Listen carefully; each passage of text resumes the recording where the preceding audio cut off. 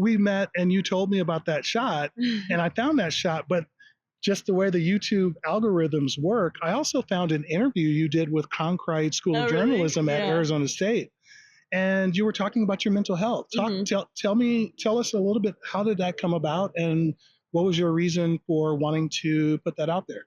Yeah, I mean, I'm just a big advocate for mental health and student athletes because, I mean, mental health as a whole, but specifically student athletes because I've kind of walked that walk and I'm able to like, relate to people in the same shoes as me. And so I think it was when I was in high school and COVID had really hit, there was like a huge surplus in deaths within student athletes. And a major cause of those deaths was mental health. And you could think of some big names. There was a very known soccer player from Stanford who ended up taking her life, and she was very successful. So it's not that some of these student athletes are struggling with their sport and then they take their life. You know, you have some people who are at the highest of highs and still struggling mentally. And so it's just really hard to be able to relate when other people are in your position. And so for me to be able to be in those shoes and be in those positions, I felt like the need to kind of step up and speak about it. And like I said, it was early on. It was when I was in high school was when I really started to find a passion for it. And I think that's because that's when I started to struggle, and not only just in life, but also within my sport. And it wasn't a performance struggle. It was a mental struggle of certain things you're dealing with or